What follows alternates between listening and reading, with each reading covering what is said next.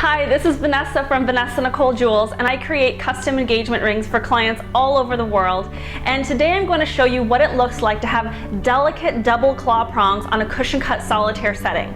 So I have a client right now who I'm creating one of these for, and one of their biggest concerns about the double claw prongs is they don't want it to cover up too much of the diamond, which is a completely valid concern. So the purpose for the double claw prongs, rather than just a single prong, is based on the way the cushion cut is shaped. So a cushion is kind of like a pillow, and whereas if you had a round diamond and if it got loose or she banged the ring accidentally and it shifted in the setting, it's just going to go rotating side to side.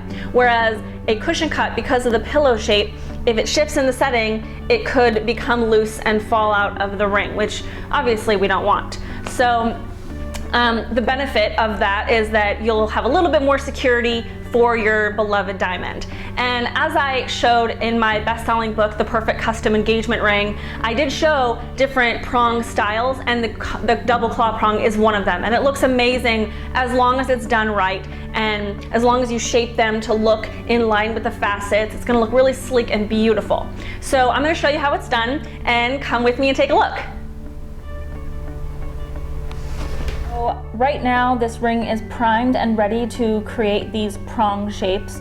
So I have wrapped up the engagement ring because it's all nice and shiny and polished, and the diamonds are all set. So obviously the last step is setting the center stone and shaping the prongs and doing the final polish. Right now, what I've done up till now regarding the prongs is I've set the center, and I've used my parallel pliers right here to really get a good hug on this cushion. So as you can see, like this. And of course I go little by little both sides to really tighten up and make sure that there's a nice hug going. And so one of the tricks that I use to get this really nice hug is, obviously this is platinum, so it does make it a little bit easier because it's softer than white gold, but with a super small burr, a round burr, I go in to where it's gonna hug and I just carve out a little channel, a little cave in there. Obviously we're talking very, very small because the prongs are small, but I just carve out this tiny little cavern, which is going to create a nice shape for the prongs to hug that rounded corner of the cushion shape. And I do that for all of them. And then right now my double prongs, I actually built this so they're connected to each other. But what I am going to do is take my saw frame and my saw, and I'm going to split the prongs into two. But first I just want to make sure that mostly the prongs are bent over the cushion cut, because I want to make sure there's a good hug going on and there's no shifting in place. It's not going to fall out. I mean, I can try with all my might here. It's definitely not just going to pop out on me. So once I know that the center stone is secure, I'm going to either use these pliers like this, but depending upon the setting, you want to be careful with your pliers, because in order for me to get a good grip this way right here, I have to really put a lot of pressure down here, and there are diamonds on this particular setting and I don't want to mar the prongs. So in this case I am going to use the hammer to hammer them, and of course when you do this you want to cover the stone with your fingernail or as close as possible, because you obviously don't want to hit the stone. That would be bad. So do what you can to do that. And you're not, going right next to the stone. You're going from behind. You're not going straight down on top. You're going at an angle, because this is where you want to move the metal. You don't want to move the metal just down. That part is pretty easy. You don't want to move the metal down. You're trying to push it from the back side of it. So I'm hammering from behind and just pushing that metal.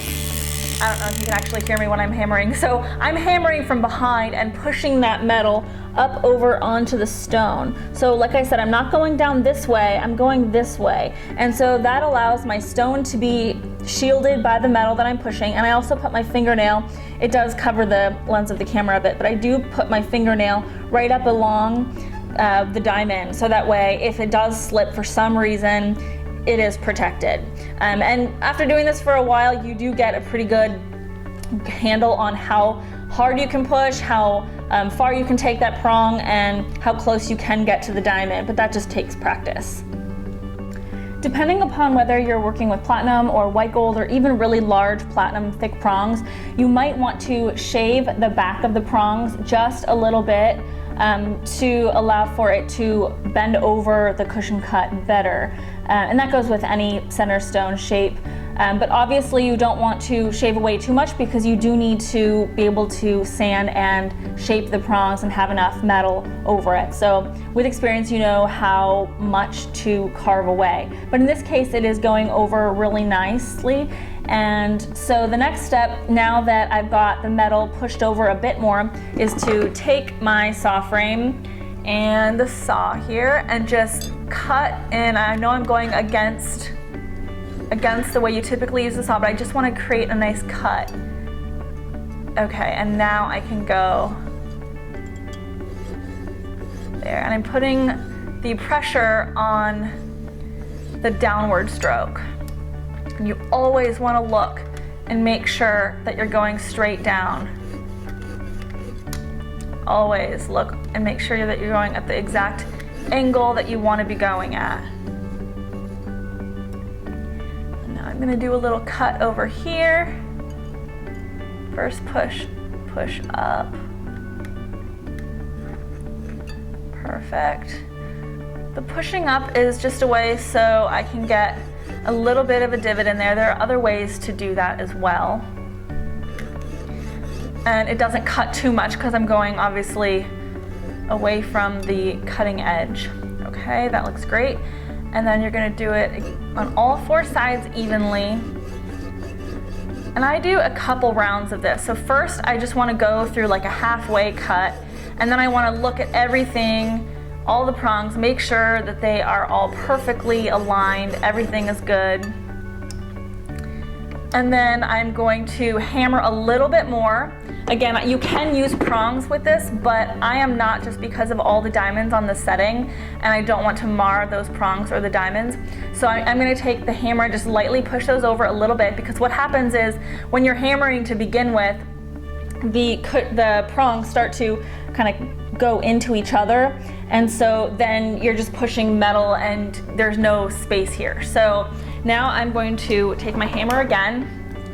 Now that there's some space, there's some extra room for that metal to push further over onto the cushion cut.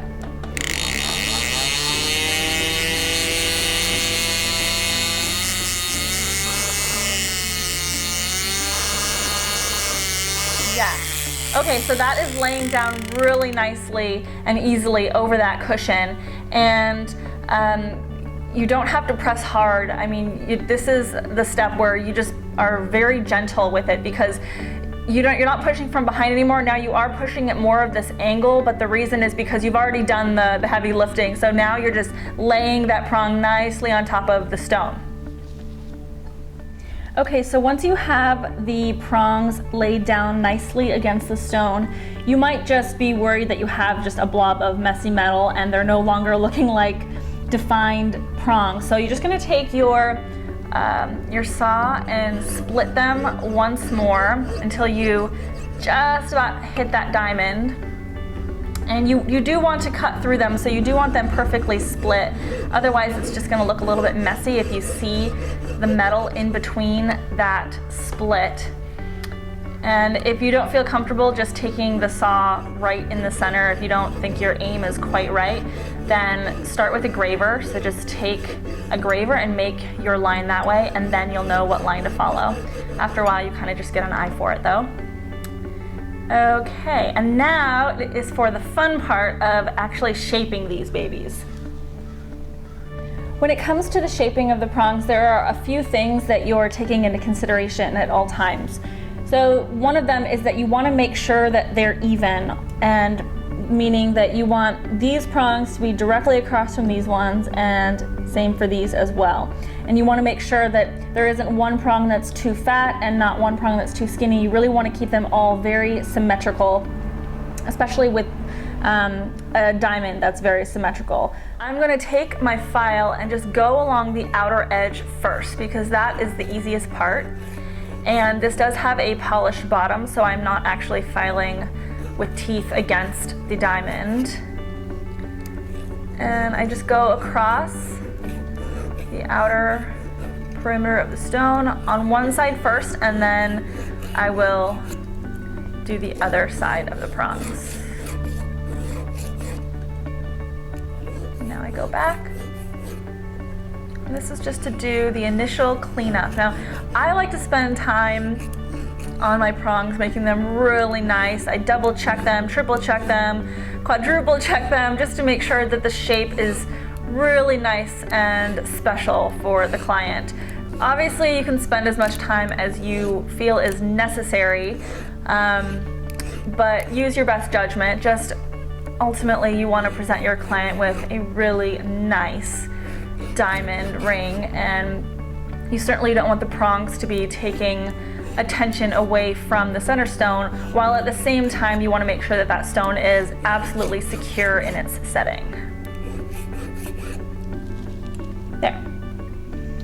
There are a few ways that you can handle the shaping of the inner part of the prong. So the outside is really easy, but one of the ways is you can take a square file and with a really steady hand go straight down that split, and that is going to open up that channel a bit more. Now obviously there are multiple ways to accomplish most tasks. So the other way you could do this is with graver.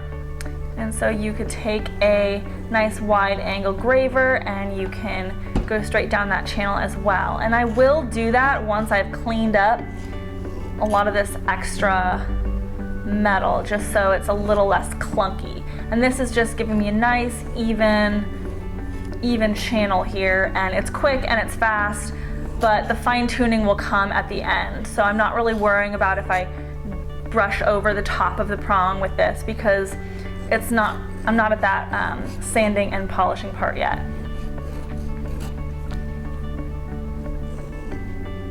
Perfect. Now that my prongs have the overall shape that I'm looking to have for the final product, now it's just a matter of tidying up. So I'm going to take this wheel and just do a quick once over, get rid of those nasty filing marks. Now you do want to make sure you're not doing this with a heavy hand, because it will cut into the metal. So this is really just to do some quick tidying up.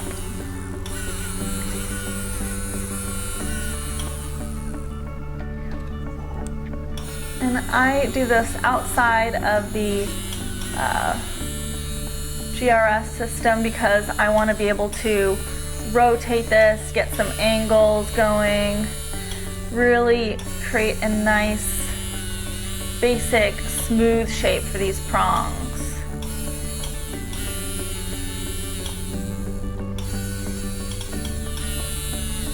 Okay, it's so cool when you get to see them coming together into the shape that you're looking to create. One of my favorite tools is this one because it does an excellent job at really putting a nice, clean finish on the ring. Obviously it's not the final polish, but it really cleans things up. So I go along all the outer edges and make sure I can really refine that claw shape. This is what I use to refine that claw shape. And you can actually, if you make it thin enough, you can go in between the split to really get a nice gap in there. Now, if you don't want a wide gap, you don't have to do this step. You don't have to go in there. You could do it with a graver, a really thin graver if you want.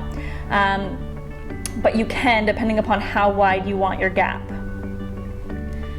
Now that the shape is in the basic overall claw form that I want, I'm going to take my graver and go right down the center and further refine that inner angle, because it is hard to get in there with the tools, and you could always just modify a tool to whatever task you need to do. And in this case, I really want that sharp, crisp line. So that's what I'm doing here right now. I'm just going with these nice angles, and it's going to be super crisp.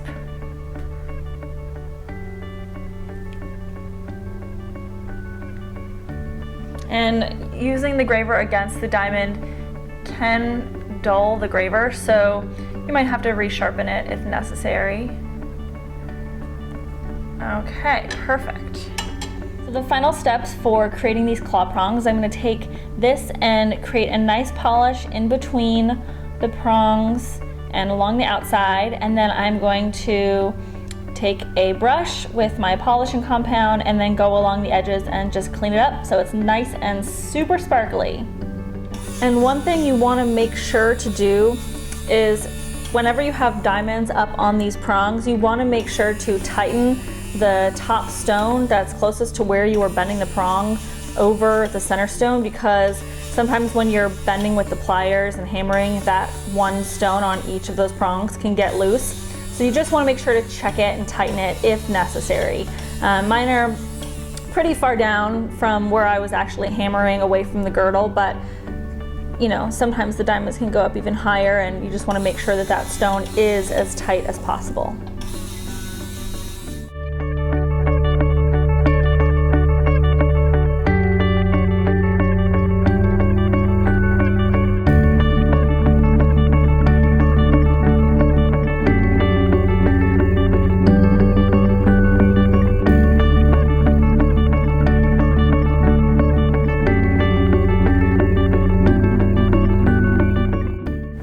Thank you so much for watching. I hope this was informative, and I just really appreciate all of my loyal followers on my videos because I want them to be educational, and I really love when my viewers tell me that they learned something. So thank you very much.